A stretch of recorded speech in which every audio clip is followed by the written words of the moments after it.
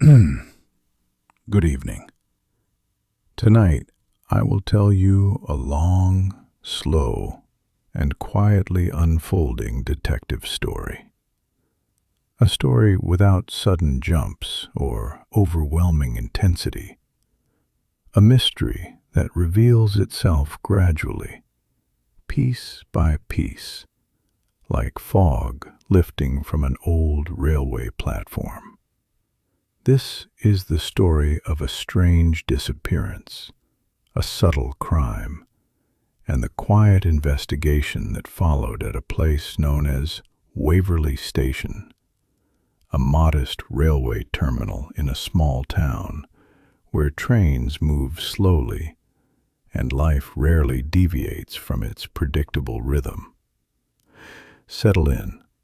Let the pacing remain steady, calm, and deliberate. The story is meant to guide you into a relaxed state, even as your mind follows the trail of clues. Let us begin.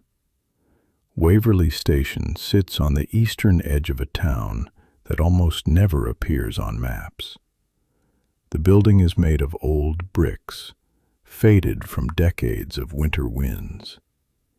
Every morning, trains arrive with a soft screech, always on time, always at a slow speed, as if respecting the quiet nature of the place.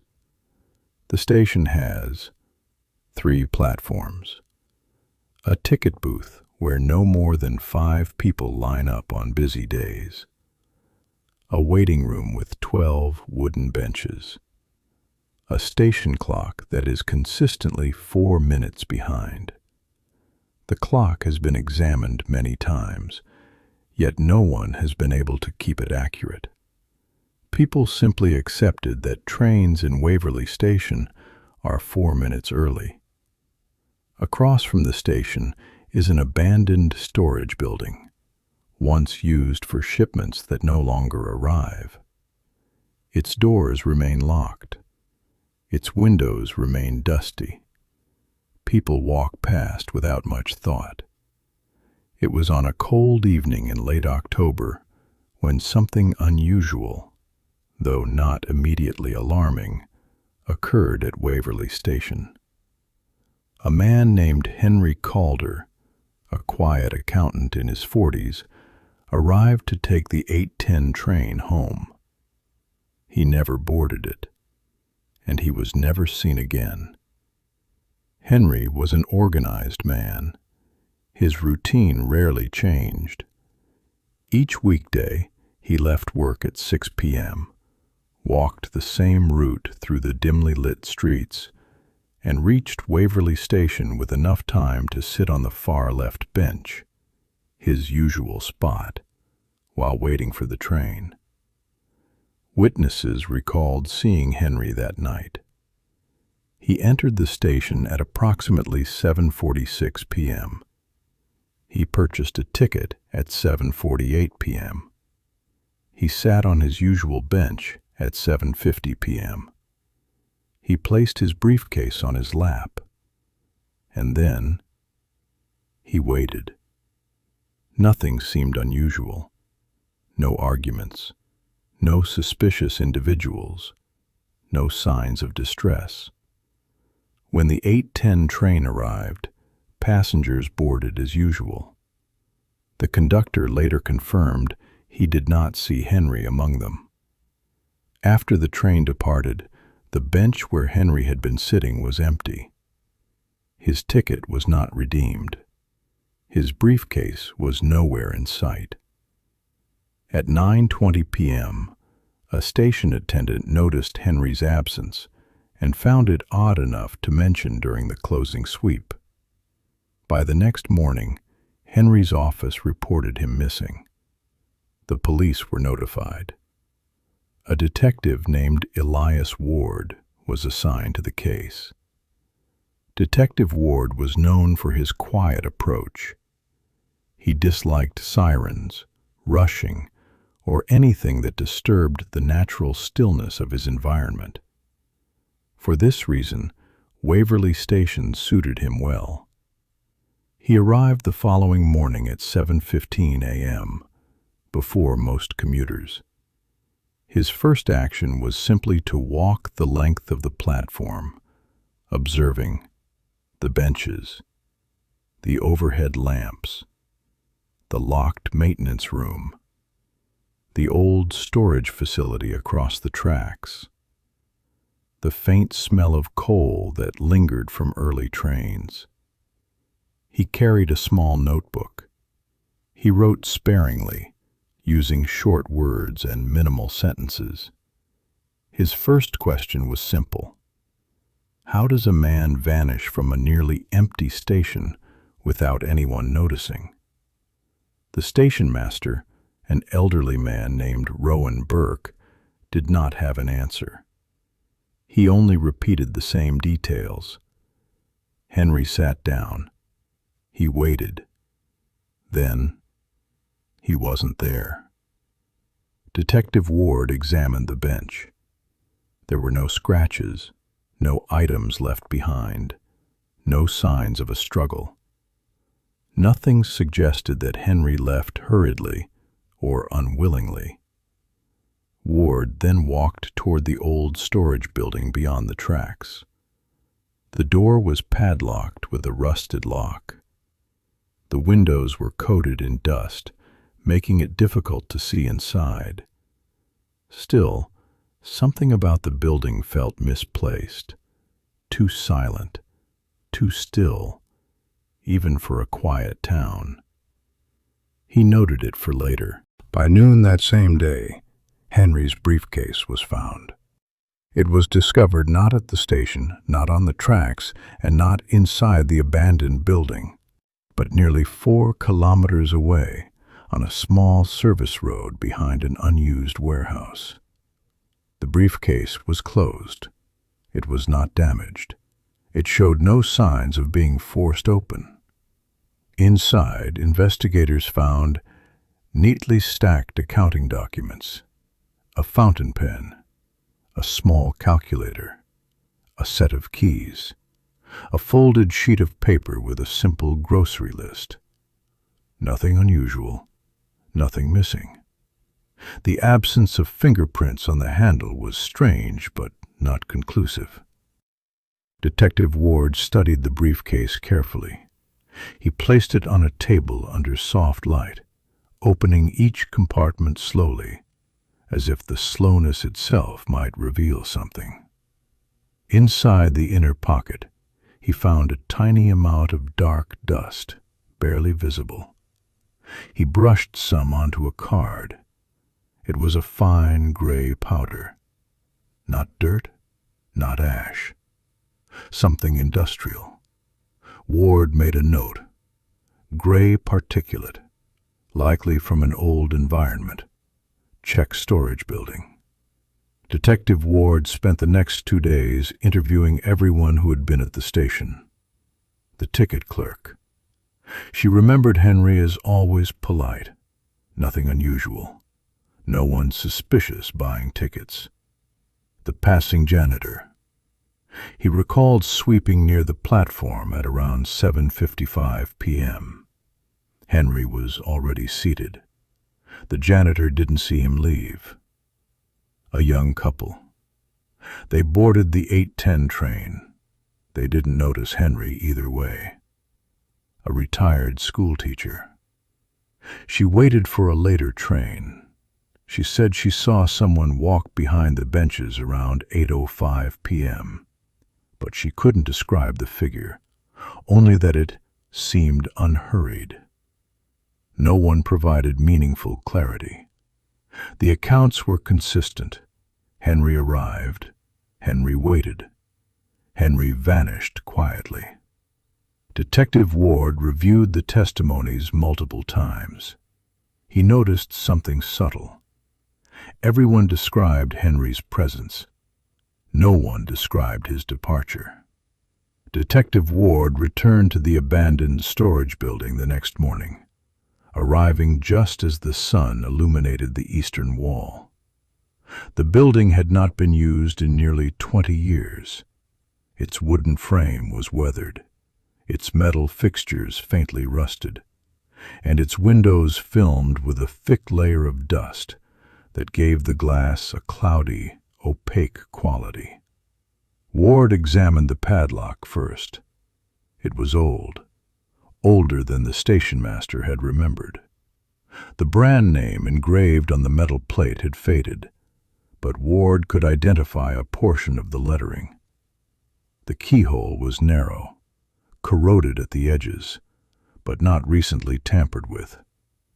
Still, something caught his attention. A small accumulation of gray dust, nearly identical to the dust he found inside Henry's briefcase, had settled in a thin line along the door frame. He crouched down and touched his finger to the dust. The texture was the same, fine, dry, faintly metallic. Ward circled the building. Behind it, under the overhang of the roof, he noticed a series of footprints in the dirt, barely visible but present. They were shallow, indicating someone had walked there lightly or had weighed very little. They led toward the rear window. The rear window was cracked near the bottom corner. The crack formed a thin diagonal line across the dusty surface, as though caused by pressure from inside. Ward pressed gently against the window. It did not move. The dirt at the base of the frame was undisturbed. He noted that the footprints did not return the way they came. They simply ended near the window. There were no prints leading away.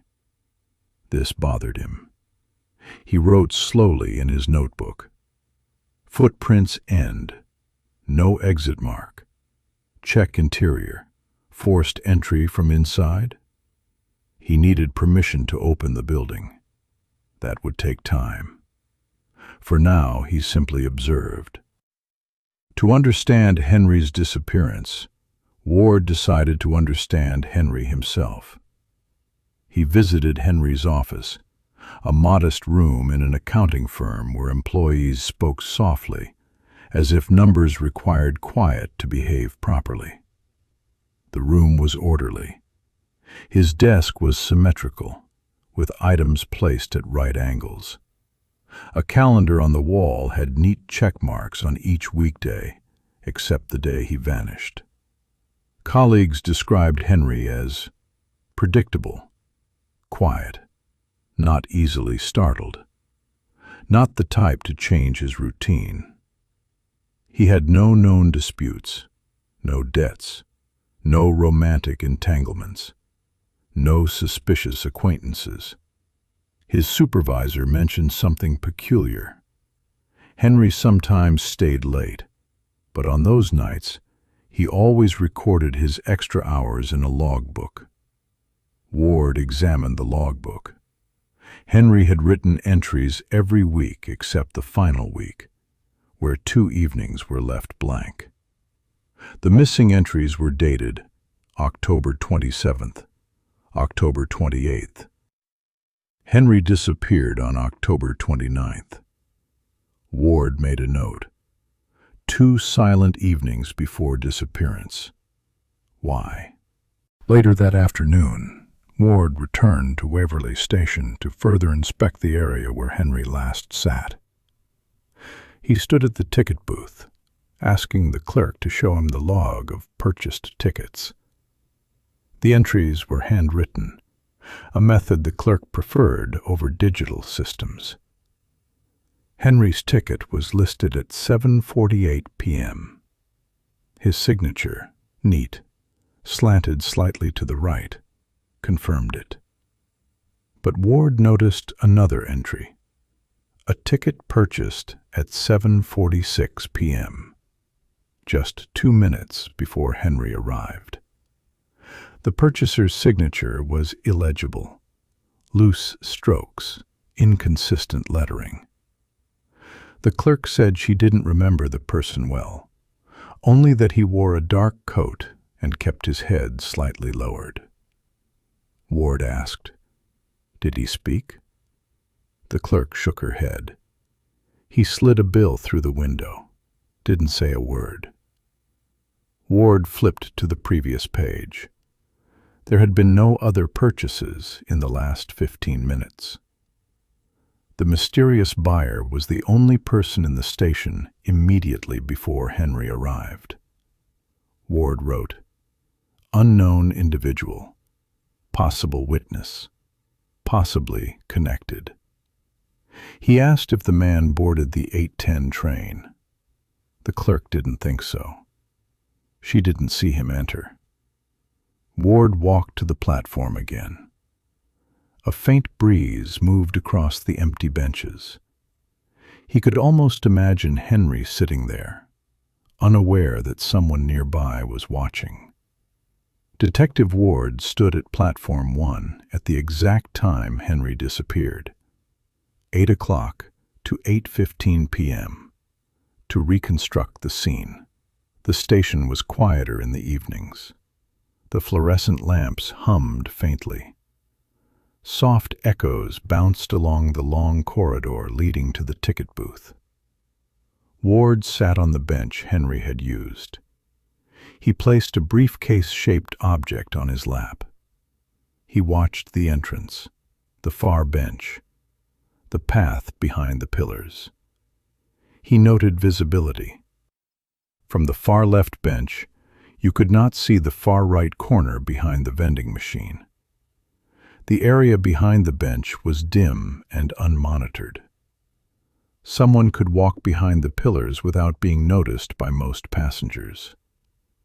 Ward timed how long it would take to walk from the entrance to the bench, then from the bench to the rear corridor, then from the corridor to the tracks.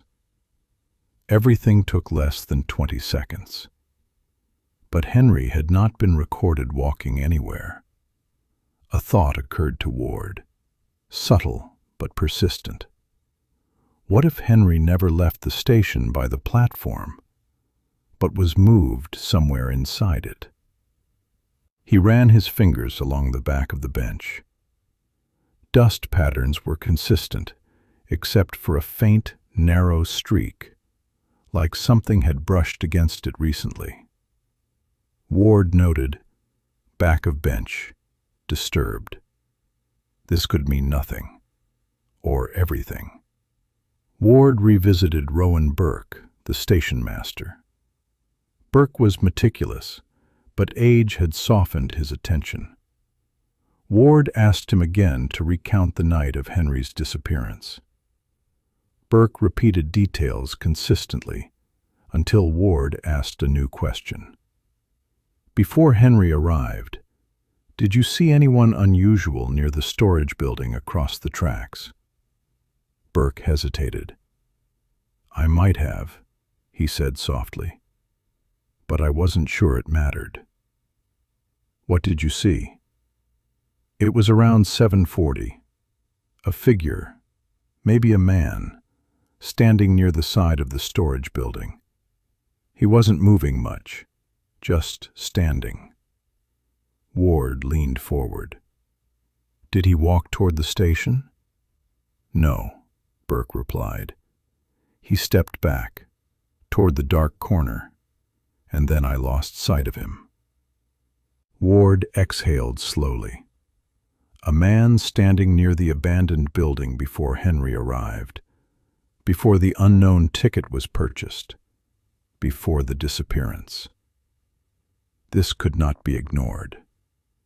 Ward wrote, "Man seen near storage building pre-incident. Connection likely." Ward returned home late that night and reviewed all notes. He underlined key points.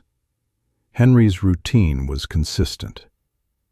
2 unlogged nights before disappearance. Unknown man bought a ticket just before Henry arrived. Footprints behind the abandoned storage building.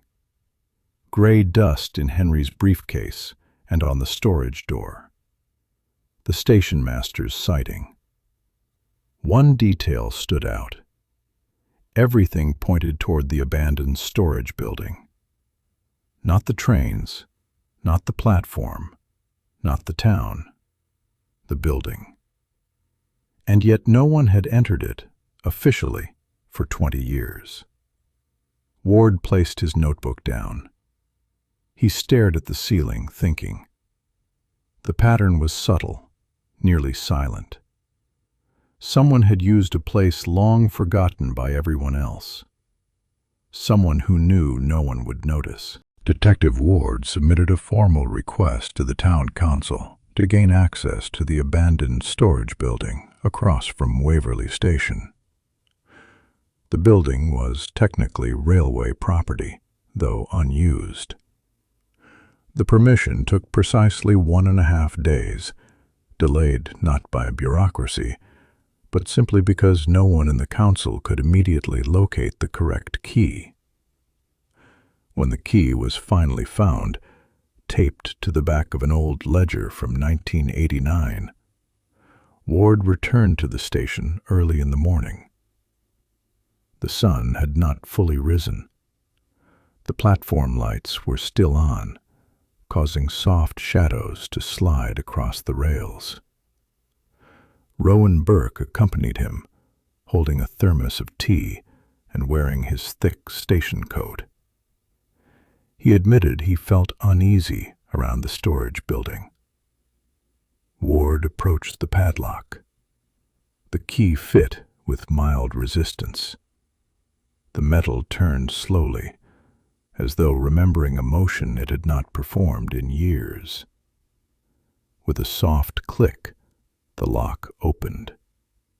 Ward removed it, pushed the door gently, and stepped into the dark interior.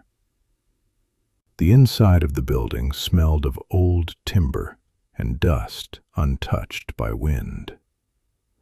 Ward waited for his eyes to adjust before turning on his small flashlight. The beam revealed exactly what one would expect in a forgotten structure.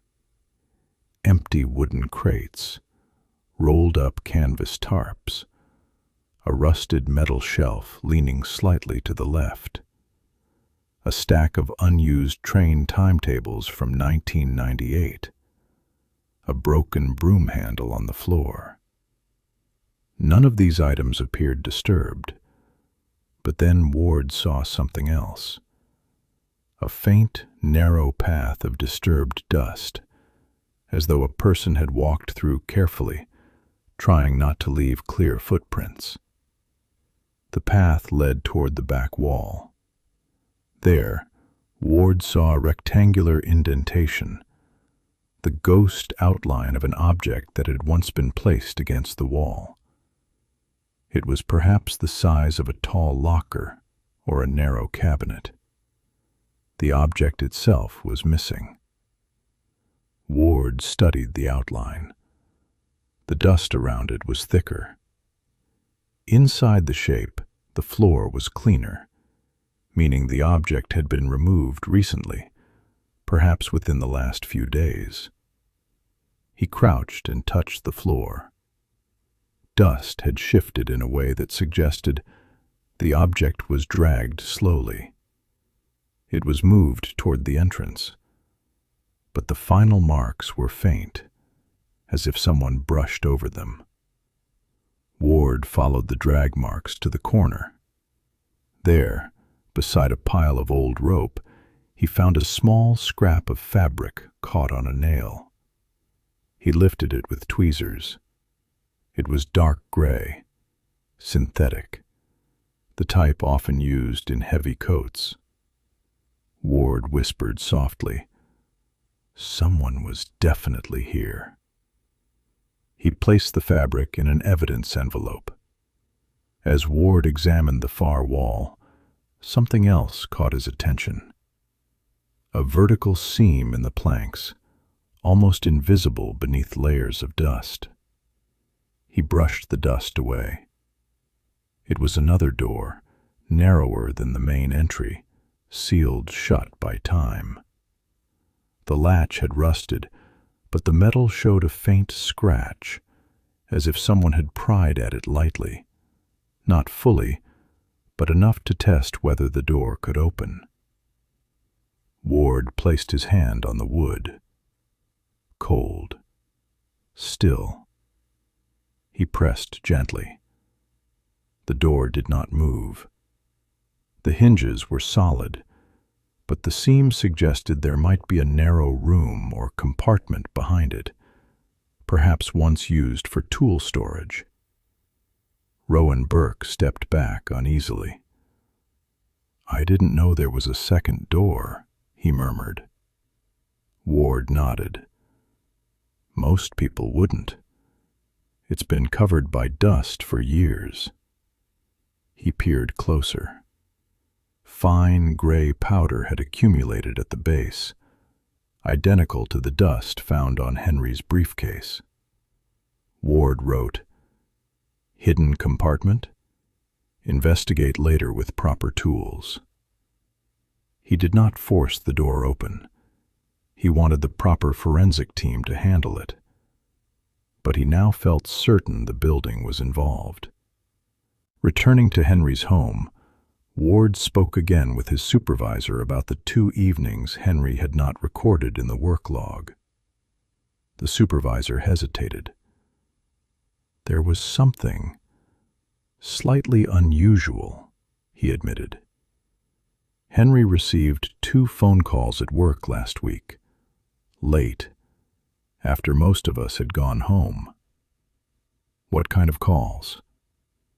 "I don't know. He took them privately, but after the first call, he stayed an extra hour. After the second call, he left abruptly. He didn't leave his usual note." Ward leaned forward. "Do you remember the dates?" The supervisor checked a small office logbook. "Yes, the calls came on October 27th and 28th. The 2 nights he didn't write in the log." Ward wrote, "Unrecorded calls, private, connected to disappearance."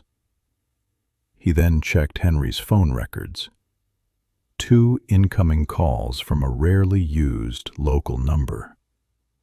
Registered to the old railway maintenance office, a building now decommissioned and located exactly 85 meters behind the abandoned storage building. Ward closed his eyes for a moment.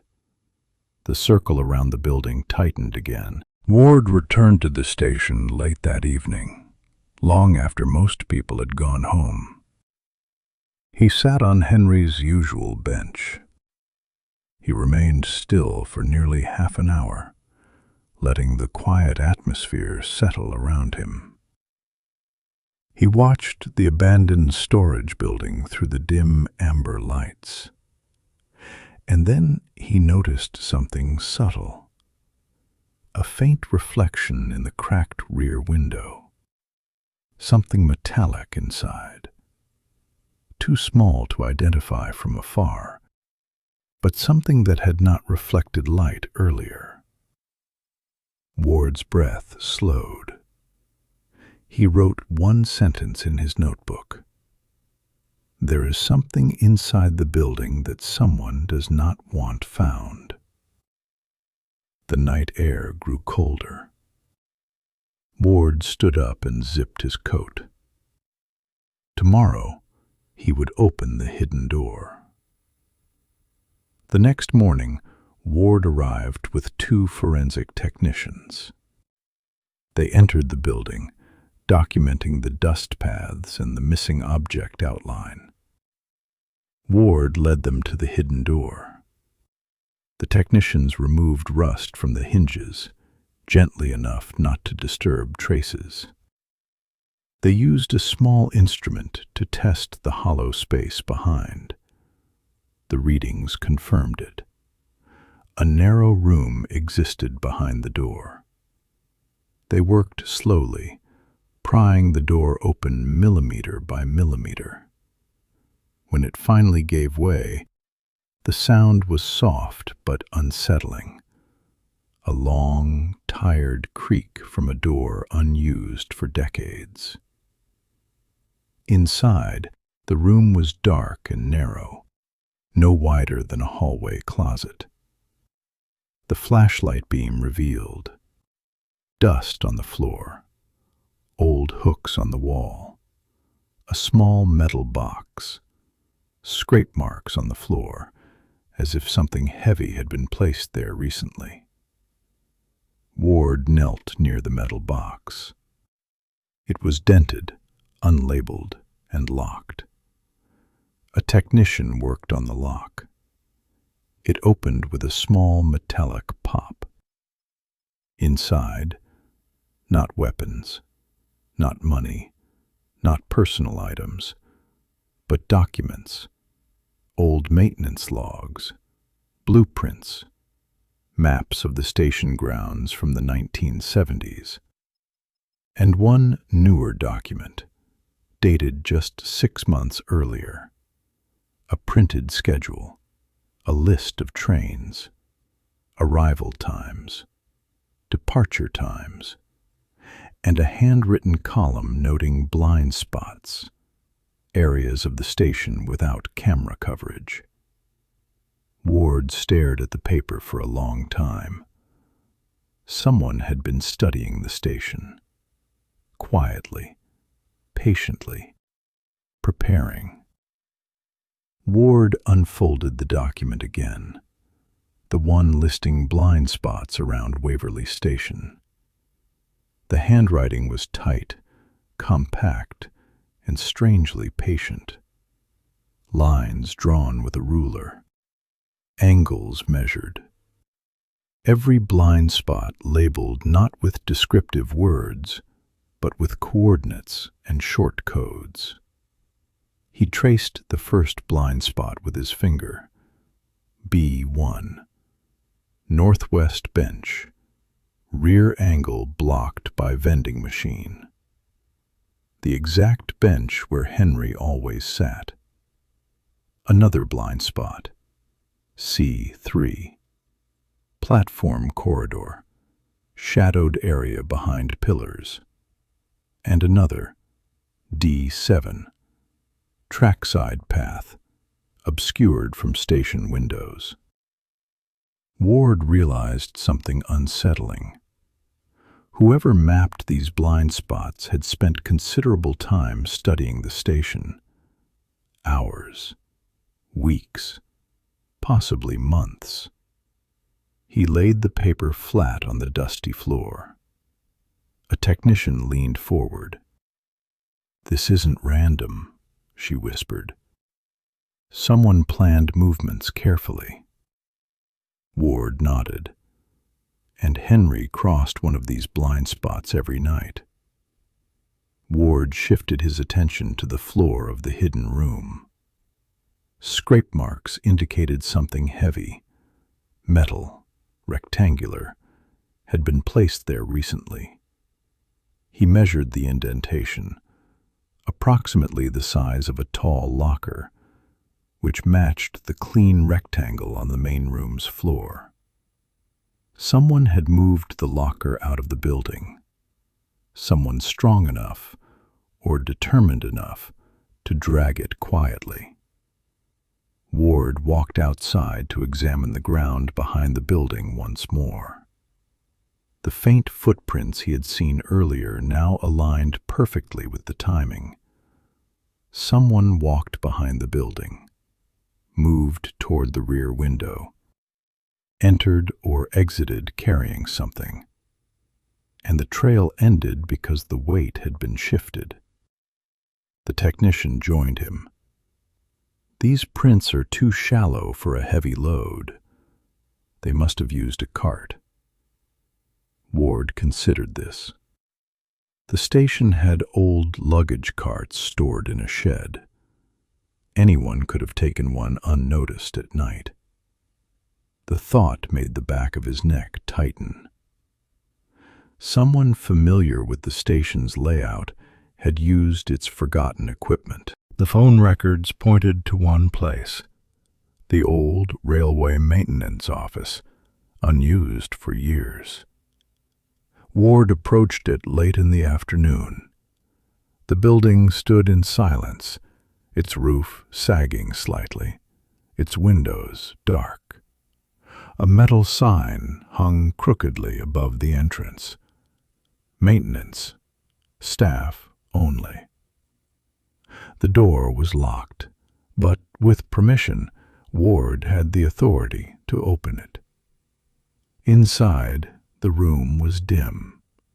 Dust floating in the sunlight formed soft patterns, like slow-moving mist.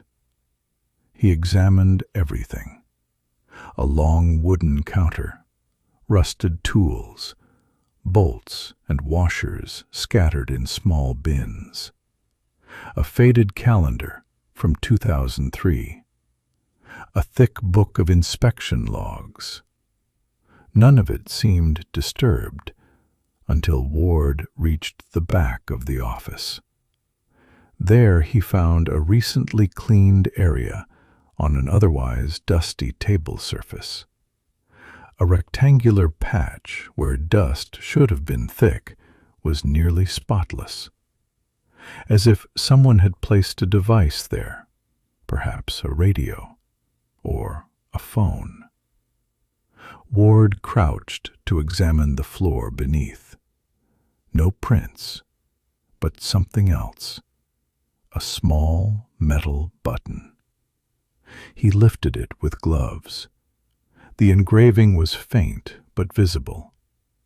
Calder. Henry's surname. Ward felt time slow. It was a button from Henry's coat. He placed it into an evidence pouch, sealing it gently.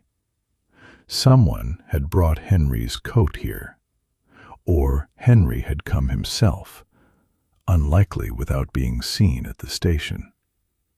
Ward wrote only one line in his notebook. Henry was in this building.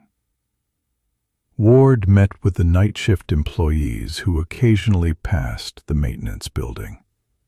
Most remembered nothing.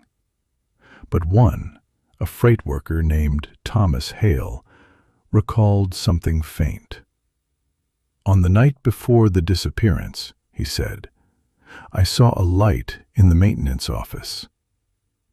At what time? Nearly 9 p.m. I remember because my shift ends then. Ward asked, Did you see who was inside? Hale shook his head. Just movement, a shadow crossing the window. I thought maybe Rowan, the station master, left a lamp on. Ward replied, Rowan was home by 7 that evening. Hale hesitated. Well, someone was there. Ward asked, What about the night of the disappearance? No light, but there was something odd. What? I heard a metal clank, like something dropped onto the floor. Quick sound, then nothing. Ward wrote, Movement, light, sound. 2 nights before disappearance. Henry's missing logbook entries aligned perfectly with these time frames. Detective Ward understood something now. Henry's disappearance was not random. Someone called Henry twice, pulled him away from routine, observed the station for months, mapped blind spots, met him or confronted him in a location no one visited, used the abandoned storage building, removed something heavy, possibly containing evidence, left almost no physical trace. This was not the work of an impulsive person. This was someone patient, methodical, and familiar with the railway properties. Ward began forming a list of possible types, not suspects yet, but profiles. Former railway employee, someone with technical knowledge of old buildings. someone who could move unnoticed, someone who watched Henry specifically, someone with a reason to target an accountant. He circled the last point. Henry. Why Henry? Ward stared at the blind spot diagram again. It felt less like preparation for a violent act and more like preparation for a meeting that needed privacy. A meeting Henry might not have expected. Just as Ward prepared to leave for the evening, his phone buzzed. It was a patrol officer. "Detective, we found something." "What is it?" "A tall metal locker, dumped near the riverbank. You're going to want to see this." Ward arrived 20 minutes later. The river was calm, moving slowly under dim orange streetlights. The locker lay on its side, partially submerged in mud. It matched the dimensions of the missing object from the storage building. The front door was slightly bent, as if forced open. Ward and the officer pried it open carefully. Inside, there were no remains, no body, no blood. But there were objects wrapped in an old tarp. A pair of gloves, a small crowbar, a broken flashlight, and a folded sheet of paper with a diagram. Ward unfolded the paper. His breath tightened. It was another map of Waverly Station, drawn with the same compact handwriting. But this one showed something new. A marked path from the bench where Henry sat to the storage building, to the maintenance office, and back again. A loop. A precise route someone walked, maybe several times, before the night Henry vanished. Ward stared at the path. It was the path of a person who rehearsed, not once, but many times. He whispered to himself, "Whoever did this prepared for months." Ward unfolded the diagram again under the streetlight. The path was a single, continuous line that left the bench area, slipped behind the pillars, passed through blind spot C3, crossed the tracks at a maintenance walkway, entered the abandoned storage building, connected to the maintenance office, returned in a looping line toward the platform. It looked almost like a ritual, a repeated journey, traced over and over until the paper wore thin. The loops grew darker toward the end of the diagram, as if the person who drew it had pressed harder each time. Ward noticed letters near each loop. 1A, 2, A3, A, final A, progression. 4 stages of planning. He focused on final. This notation sat exactly at the point where the path re-entered the station near the vending machine, right where Henry had been sitting. Ward murmured, "Whoever planned this intended the final step to occur at the station, not the storage building." It suggested Henry may have been confronted at the bench, quietly, efficiently, and then guided or forced into the blind spots. Not grabbed, not attacked, guided. Someone Henry might have trusted. Back at the station, Ward analyzed the items found inside the locker. The gloves were thick and reinforced, but not work gloves, rather railway inspector gloves used decades earlier.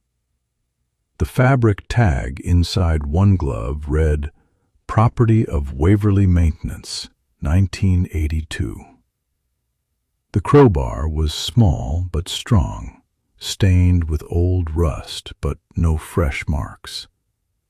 It fit into loops on the lockers found in early railway stations, tools used not for breaking, but for prying open rusted compartments. Ward examined the broken flashlight. The battery was dead, the casing cracked. Tape residue on the side suggested it had once been strapped to something, perhaps a railing or the edge of a crate. All tools belonged to someone who knew the station's abandoned areas intimately. A former employee, or someone who inherited old equipment. Ward turned his attention back to the gloves. Inside the left glove was a faint marking in pen, S.B. He wrote, "Initials, possible suspect signature." Ward subpoenaed additional phone data. The two mysterious numbers that had called Henry originated from a line in the decommissioned maintenance office, but not recently. The maintenance office phone had no active power.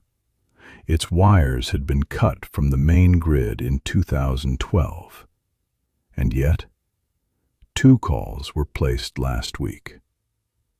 Ward visited the telecom center and met with a technician. The technician explained, the call couldn't have come from the office directly. But if someone patched into the old junction box outside the railway yard, they could reroute a signal through the dead line. "Can anyone access the junction box?" Ward asked. The technician hesitated. "It's locked. Only someone with an old maintenance key or knowledge of the override could use it." Ward wrote one quiet sentence. "Former maintenance staff. High probability." The technician then added something else. The calls were short, less than 10 seconds. No voice, just breathing. Ward's skin tightened. Henry had received silent calls, twice, on the 2 nights before he vanished. Silent calls from a line that should not work. Someone was testing him, watching his response, watching his routine shift, preparing the final loop. Ward revisited the station master, Rowan Burke, in his tiny office above the ticket booth. Burke was wiping his glasses nervously. Ward asked, "Rowan, I need you to tell me again what you saw near the storage building." Burke swallowed hard. "I told you, just a man standing there." Ward watched him closely. "Rowan, the man, did he see you?" Burke hesitated for a long time. Finally he whispered, "I think he did." Ward leaned in. "Why didn't you mention that?" Burke's voice trembled. Because I knew him." Ward's pulse steadied, not from panic, but from focus. "Who was he, Rowan?" Burke closed his eyes. "Samuel Brackett." Ward recognized the name immediately. Samuel Brackett was a former railway maintenance worker, laid off years ago, known for being quiet, precise, methodical. But he had left town, or so people believed. Burke continued softly. "He used to work in the maintenance office. He knew every blind spot in this station, every key, every lock." Ward wrote slowly, "S.B., identical initials to those in the glove." When he looked up from the notebook, Rowan was staring at the floor. "There's more," Rowan whispered. Ward waited. "Samuel blamed Henry." Ward blinked. Blamed him for what? For shutting down the funding that Samuel's department needed. Henry reviewed the railway financials last year. He recommended cutting unused divisions. Maintenance was one of them. Ward felt the air shift. A motive. Quiet, simmering resentment. A man whose knowledge made him invisible. Samuel Brackett had reason, access, tools, and Henry.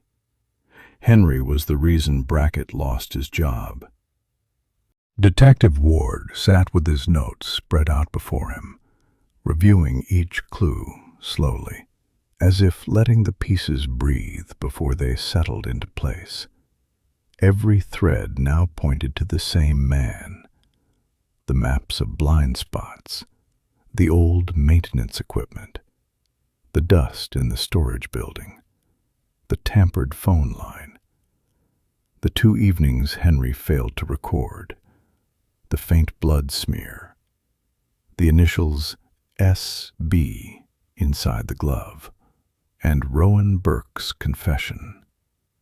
Samuel Brackett, a former railway maintenance worker, quiet, solitary, methodical, a man whose existence most people forgot the moment he stepped out of their line of sight. Ward stared at an old photograph taken at a railway staff event. In the back row, nearly blending into the shadows, stood Samuel Brackett, expressionless, eyes steady.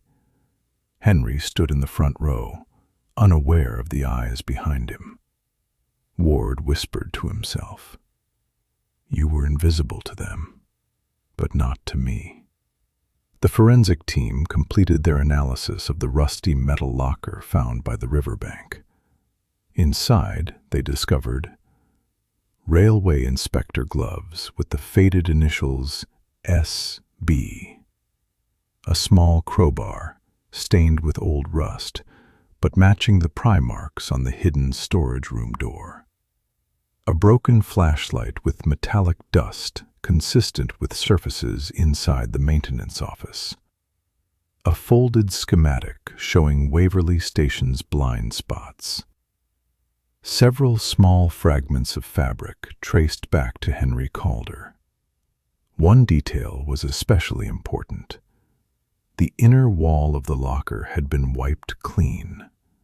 Samuel Brackett had taken care to remove prints. Ward held the lab report. His eyes paused on one line. Fabric fragment likely torn from the victim's trousers. Ward exhaled slowly. Not enough evidence of a killing, but unmistakable evidence of capture and movement. Ward walked the muddy riverbank early the next morning. The sun was weak, barely pushing through the clouds. Markers from the forensic team dotted the ground where the locker had been found. A technician approached Ward. "We traced these wheel marks," he said, pointing. "They matched the old luggage carts from the station."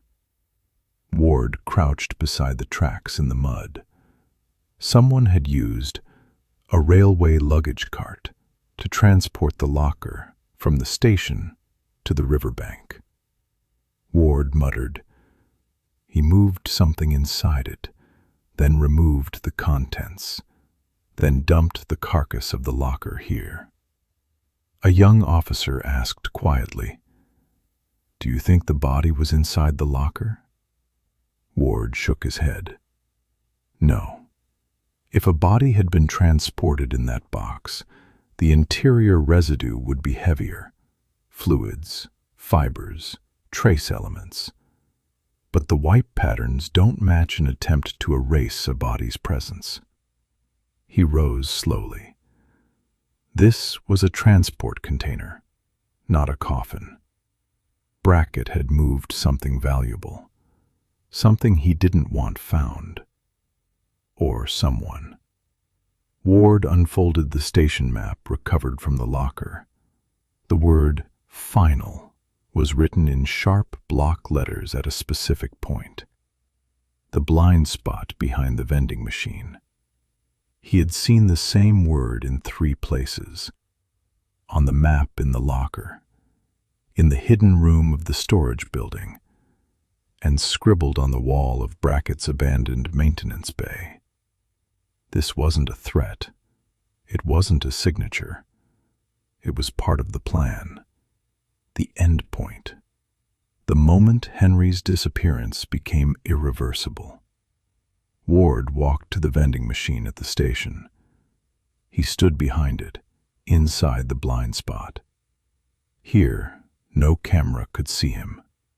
No passengers would notice him unless they walked around the machine deliberately. Ward imagined Brackett standing exactly where he stood, waiting for Henry. Having rehearsed the motion dozens of times, following the route drawn on the maps, loop after loop after loop. Final. Ward whispered. The moment wasn't in the storage building. It was here. This is where he took Henry. That evening, Ward returned to the station at the same time Henry vanished. He sat on the same bench Henry always used. The platform lights flickered. The wind was calm. 7:50 p.m. Henry sits, briefcase on lap, routine unchanged. 8:04 p.m. Footsteps approach. Soft, measured. Someone familiar enough that Henry wouldn't flee. 8:05 p.m. The figure passes behind Henry. Ward stood and slowly walked toward the vending machine. He stopped in the blind spot. From here, someone could speak softly, point to something, gesture for Henry to follow. And no one on the platform would see anything unusual. Drifting, not dragged, not screaming, just guided. Ward murmured, "This wasn't an abduction in the violent sense. It was a controlled redirection." Henry walked willingly, at least at the start. Where would Brackett lead him? Ward retraced the imagined steps. Through the pillars, into the service corridor, across the maintenance walkway, into the storage building, through the hidden door, down into the tunnel. A pathway hidden from the world. A quiet labyrinth. Ward returned to his notes. One detail resurfaced. Waverly Station once had an old subterranean tunnel connecting the storage building to the maintenance office. The tunnel had been sealed decades earlier, but no one had inspected it in years. Ward turned the blind spot map sideways. The looping lines avoided the tunnel completely, as if deliberately excluding it, which only meant one thing. Brackett did not want anyone to notice its importance. "Samuel didn't draw the tunnel because he was using it," Ward whispered. "Not as a concept, but as the core of his movements." Ward closed the map. All roads pointed underground. Ward went to the rear side of the station, where the tunnel's sealed entrance was rumored to be.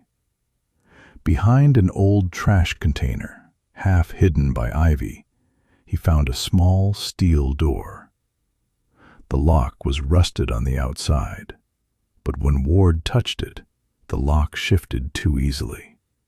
Someone had oiled it, recently.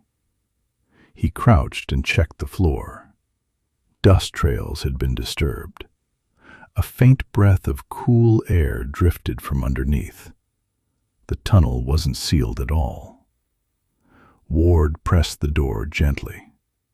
It opened with minimal resistance.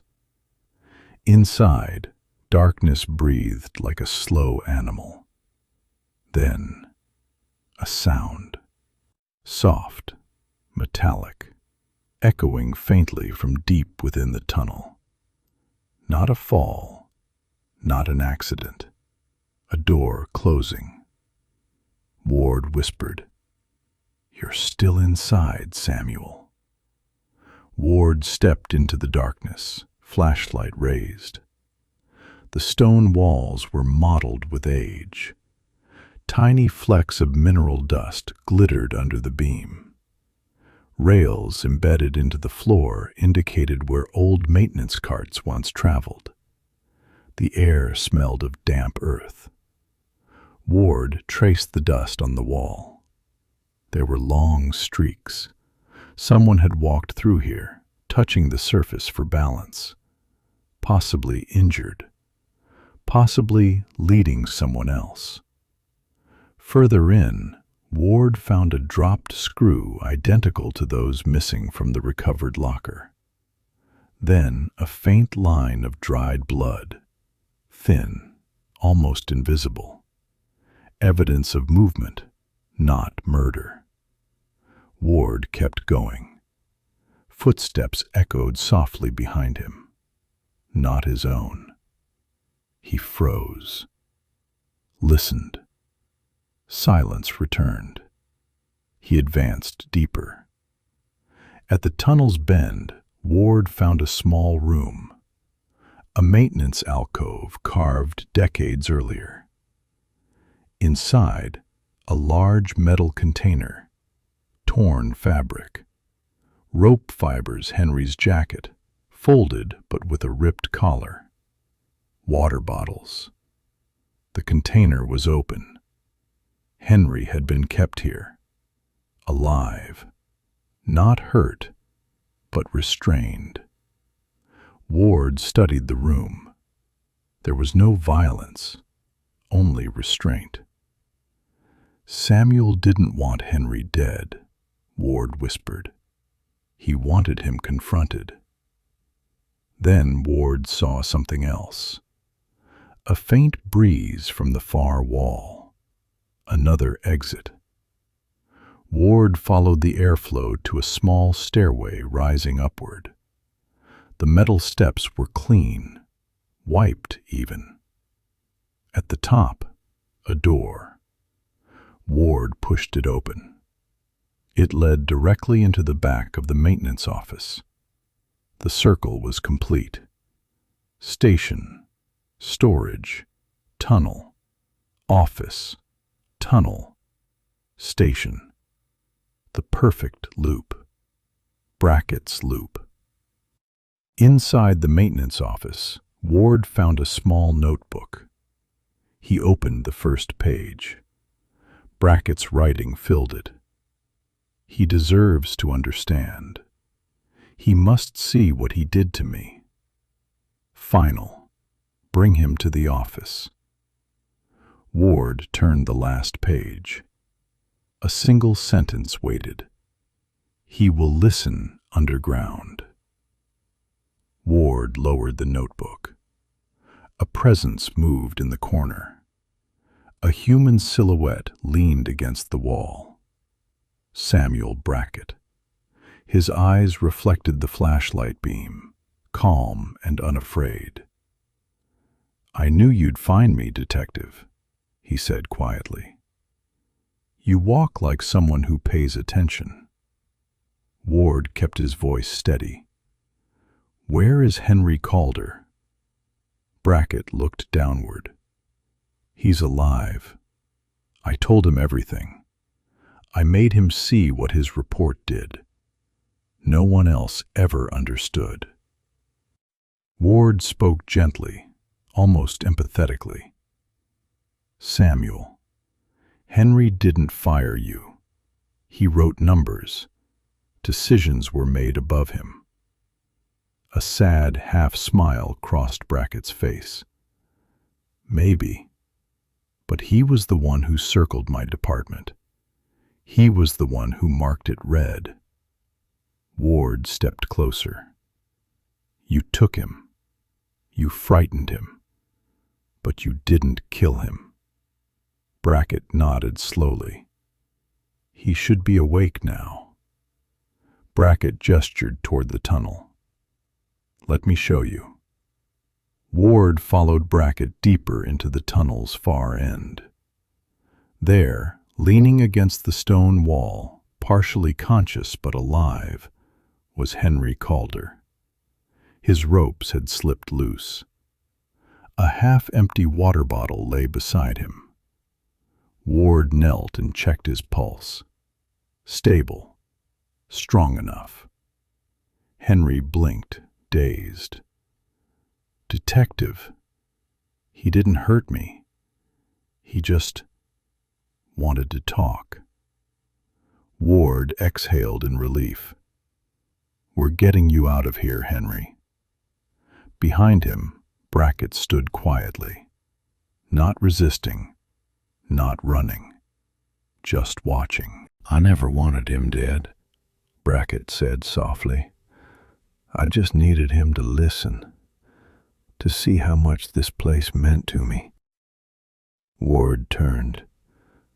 "This wasn't the way, Samuel." Brackett's voice cracked.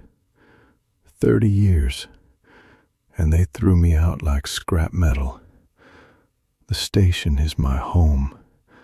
It's the only place I ever felt real." Ward did not argue. Pain like that didn't need contradiction, only consequence. Henry whispered. "He kept saying I took everything from him. I didn't understand." Ward placed a hand on Henry's shoulder. "You will recover. That's what matters now." Backup arrived moments later. Brackett raised his hands calmly, almost gratefully. "I'm done walking in the dark," he said. Ward cuffed him gently. No struggle, no anger, just resignation. As they led him away, Brackett asked, "Detective, will Henry be all right?" Ward nodded. "He will." Brackett's shoulders sagged in quiet relief. Henry spent one night under observation at the hospital. He suffered mild dehydration and exhaustion, but nothing permanent. Ward visited him. Henry said, "He didn't want to kill me. He wanted to unload his grief on someone who would listen." Ward replied, "And you survived. That's enough."